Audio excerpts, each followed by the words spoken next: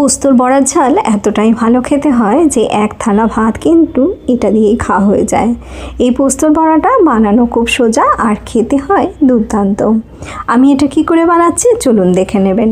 প্রথমেই একটা mixing jar নিয়ে নিয়েছিলাম আর তার মধ্যে দিয়ে দিচ্ছি পোস্ত। যেহেতু পোস্তর বড়া বানাবো তাই একটু বেশি পরিমাণেই পোস্ত দিলাম। তার সাথে আমি দিয়ে দেবো একটুখানি তিল, তবে আপনারা চাইলে কিন্তু পুরো পোস্ত দিয়েও এই বড়াটা বানাতে পারেন। তিলটা দেওয়ার পর আমি এর মধ্যে দিয়ে দেবো লঙ্কা। আমি এখানে দুটো কাঁচা লঙ্কা ব্যবহার করেছি আর কাঁচা লঙ্কাটা দেওয়ার পর এটাকে একটু শুকনো অবস্থায় ঘুরিয়ে নেবো আর তারপরে খুব সামান্য জল দিয়ে কিন্তু এটার একটা পেস্ট তৈরি করে নেবো। বেশি জল একদমই দেওয়া যাবে না। এইভাবে নিরামিষ পোস্তর বড়া একবার অবশ্যই বানিয়েও খেতে কিন্তু বেশ ভালো হয়। দেখো আমার পোস্ত আর তিলটা কিন্তু বাটা হয়ে গেছে আর এতে দিয়ে দিলাম নুন আর বাইন্ডিংয়ের জন্য আমি এখানে দিয়ে দেবো ময়দা। ছোটো চামচে 2 চামচ ময়দা আমি এখানে ব্যবহার করব। এটা একদমই নিরামিষ একটা রেসিপি। এটা নিরামিষ দিনে তোমরা অবশ্যই একবার বানিয়ে খেয়ে দেখো। ছোটো চামচের 2 চামচ ময়দা দিলাম আর হাতের সাহায্যে এটাকে খুব ভালো করে এইভাবে মেখে নিতে হবে। খুব ভালো করে যখন মাখা হয়ে যাবে তখন এই বড়াগুলোকে আমি ভেজে নেব। আজকে আমি রান্নাটা সাদা তেলেই করব। আর এটা ভাজার আগে আমি একটা মশলা তৈরি করে নেব। দেখো একটা কড়ার মধ্যে আমি দিয়ে দিয়েছিলাম ধনে, মৌরি, জিরে আর 2টো এলাচ। এটাকে আমি হালকা করে ভেজে নামিয়ে নেবো, ঠান্ডা হলে গুঁড়ো করে নেবো। এবার যে তেলটা আমি বসিয়েছিলাম তেলটা খুব ভালো করে গরম হয়ে যাওয়ার পর এর মধ্যে আমি দিয়ে দিলাম বড়াগুলো। এইভাবে ছোট ছোট করে বড়াগুলোকে আমি দিয়ে দিচ্ছি। আর বড়াগুলো দেওয়ার পর প্রথমে একটু নাড়াচাড়া করবে না, রেখে দেবে। হালকা করে যখন নিচটা একটু ভাজা হবে তখন এটাকে উল্টে দিও। আর এইভাবে এপাশ ওপাশ করে আমি এটাকে কিন্তু লাল করে ভেজে নেব। গ্যাসের ফ্লেমটা একটু মিডিয়ামে রেখে দিও, তাহলেই দেখবে বড়াগুলো খুব সুন্দর করে ভাজা হবে আর একদম ভেঙে যাবে না। আর এটা খেতেও হবে খুবই ভালো। যে মশলাটা আমি হালকা রোস্ট করেছিলাম সেটা কিন্তু গুঁড়ো করে আমি রেডি করে নেব। আর ঠান্ডা হওয়ার পর কিন্তু মশলাটা তোমরা গুঁড়ো করে নিও। সব বড়াগুলো আমি দিয়ে দিলাম আর দেওয়ার পর দেখো আমি এগুলোকে ভেজে নিয়েছি, সুন্দর লাল হয়েছে, একটুও কিন্তু ভেঙেও যায়নি। খুব সুন্দর করে এগুলো ভাজা হয়ে গেছে আর আমি এগুলোকে তুলে নেবো আর এই কড়ার মধ্যেই রেসিপিটা বানিয়ে ফেলবো। কড়াইয়ের যে তেলটা ছিল তার মধ্যে আমি প্রথমে দিয়ে দেবো 2টো এলাচ আর এলাচের সাথে দেবো এখানে একটা কাঁচা লঙ্কা আর দেবো অল্প করে একটু হিং।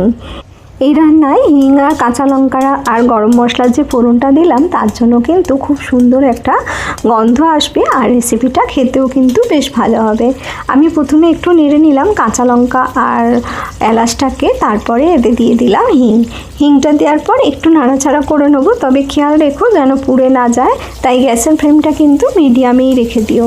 এটাকে একটু নেড়ে নিচ্ছি আর এটা নাড়া হয়ে গেলে এর মধ্যে আমি দিয়ে দেবো একটা মশলা। আমি আদা আর টমেটোর একটা পেস্ট তৈরি করে নেবো আর সেই পেস্টটাই কিন্তু আমি এর মধ্যে দেব। এতে আর কিছুই সেরকম লাগবে না। আদা আর টমেটোটাকে আমি একটা মিক্সার জারের মধ্যে দিয়ে দেবো আর দিয়ে এটার একটা পেস্ট তৈরি করে নেবো। আর সেই পেস্টটাই আমি এর মধ্যে কিন্তু দিয়ে দেবো। যখন কাঁচা লঙ্কা আর হিংটা একটু ভাজা হবে তখন আমি এর মধ্যে আদা আর টমেটো পেস্টটা দিয়ে দিচ্ছি।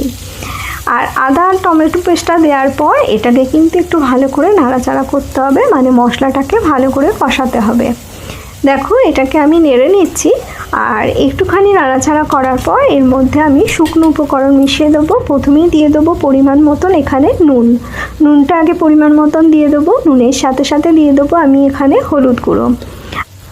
এতে পরিমাণ মতন হলুদ গুঁড়োটা দেওয়ার পর এটাকে আরেকটু কষিয়ে নেব। আর এই কষানোর সময় গ্যাসের ফ্লেমটা কিন্তু একটু লোতেই রেখো, তাহলে মশলা ভালো করে কষানো হবে আর খুব সুন্দর করে কিন্তু তাড়াতাড়ি তেলও ছেড়ে আসবে। হলুদ গুঁড়ো দিয়ে দেওয়ার পর এতে আমি দেবো জিরে গুঁড়ো, তবে জিরে গুঁড়ো খুব কমই দেবো, 1/2 চামচের মতন জিরে গুঁড়ো আমি এতে ব্যবহার করব।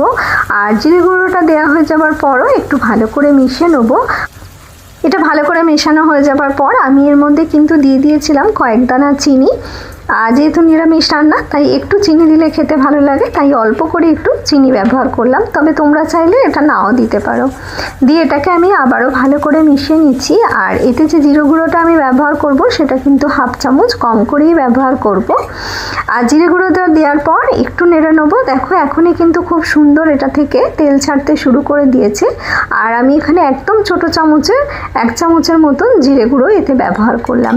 এবার এর মধ্যে দিয়ে দেবো যে মশলাটা আমি গুঁড়ো করেছিলাম, মানে ধনে, মৌরি, জিরে আর 2টো এলাচ দিয়ে সেই মশলাটা 1 চামচ আমি এখানে দিয়ে দিলাম।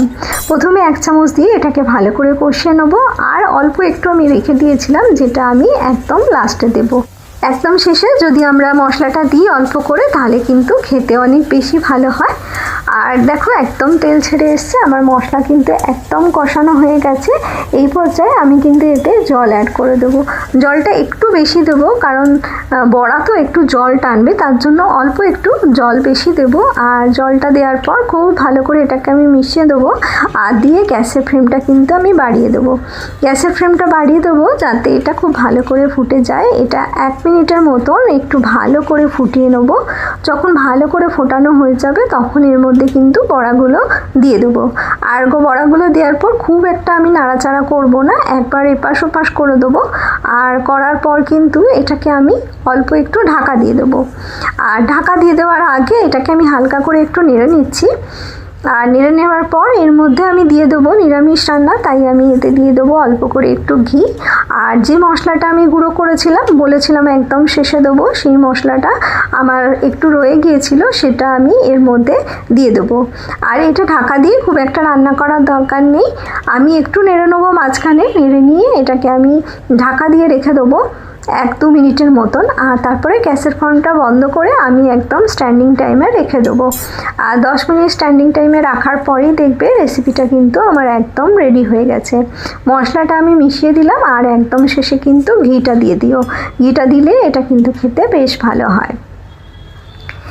পোস্ত তো নিরামিষ দিনে অনেকের বাড়িতেই রান্না হয়, কিন্তু এইভাবে বড়া বানিয়ে একবার ঝাল করে দেখো, এটা খেতে কিন্তু সত্যিই বেশ ভালো হয়। নিরামিষ দিনে এই ধরনের রান্না থাকলে কিন্তু আর কিছুই লাগবে না। আমি ঘিটা দিয়ে দিলাম আর ঢাকা দিয়ে দেবো 2 মিনিটের জন্য। তারপরে গ্যাসের ফ্লেমটা বন্ধ করে দেবো, দিয়ে স্ট্যান্ডিং টাইমে রেখে দেবো। এরপর আমি ঢাকা খুলে দেখাচ্ছি। দেখো আমার রেসিপি একদম রেডি। আর রঙটাও বেশ সুন্দর হয়েছে, আর খেতেও কিন্তু বেশ ভালো হয়েছিল। আমার এই রেসিপিটা যদি তোমাদের ভালো লাগে তাহলে অবশ্যই একটা লাইক করে দিও, আর কমেন্ট করতে একদমই ভুলো না। আমি আবারও চলে আসবো নতুন কোনো রেসিপি নিয়ে তোমাদের সামনে। তোমরা ভালো থেকো, সুস্থ থেকো।